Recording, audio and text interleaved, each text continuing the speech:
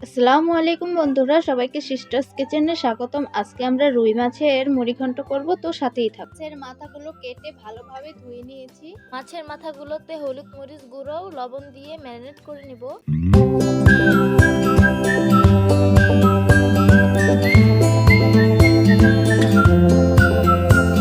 এখানে আমি পেঁয়াজ, মরিচ, গরম মশলা, দারচিনি, এলাচি, ধনিয়া পাতা কেটে নিয়েছি। এখন আমরা রান্না করার পর্বে চলে আসলাম। এখন আমরা মুগ ডালগুলো ভেজে নিব।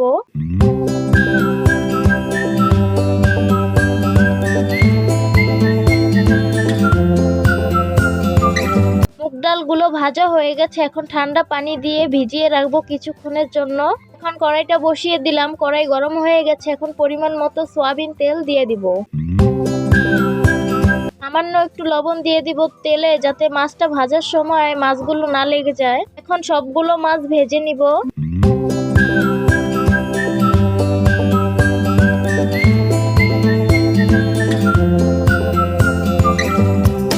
আমাদের সবগুলো মাছের মাথা ভাজা হয়ে গেছে। এখন গরম মশলা, এলাচি, দারচিনি, তেজপাতা দিয়ে দিব। পরিমাণ মতো পেঁয়াজ কুচি দিয়ে দিব।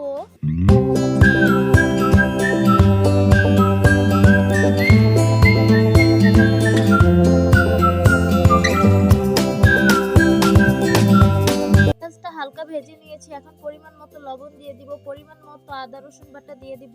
পরিমাণ মতো হলুদ মরিচের গুঁড়ো দিয়ে দিব। একটু পানি দিয়ে মশলাটাকে কষিয়ে নেব। মশলা থেকে তেল ছেড়ে দিয়েছে। এখন মুগ ডালগুলো দিয়ে ভালো করে কষিয়ে নেব। মুগ ডালগুলো কষানো হয়ে গেছে। ভেজে রাখা মাছের মাথাগুলো দিয়ে ভালো করে কষিয়ে নিব।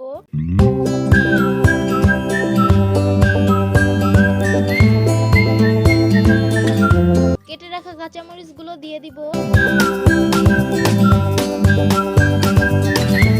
মাছের মাথাগুলো ভালো করে কষিয়ে নিয়েছি। এখন ঝোলের পানিটা দিয়ে দিব।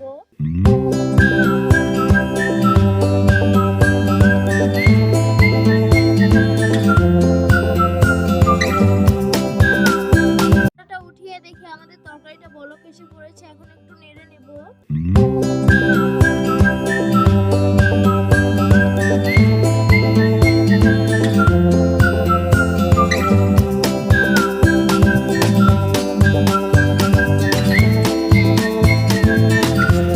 আমাদের ঝোলটা গাঢ় হয়ে গেছে। এখন পরিমাণ মতো শাক বাটা দিয়ে দিব।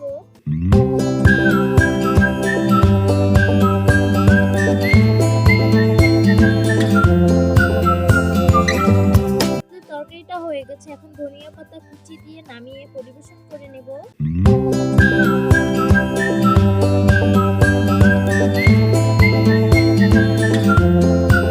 গরম গরম মুড়িঘণ্টটা পরিবেশন করে দিলাম। দেখতে খুবই সুন্দর লাগছে, খেতে খুবই ভালো লাগে মুড়িঘণ্ট। কার কার খেতে ভালো লাগে কমেন্ট করে জানাবেন অবশ্যই। তো সবাই ভালো থাকবেন, সুস্থ থাকবেন, আর সিস্টার্স কিচেনের সাথেই থাকবেন। আল্লাহ হাফেজ।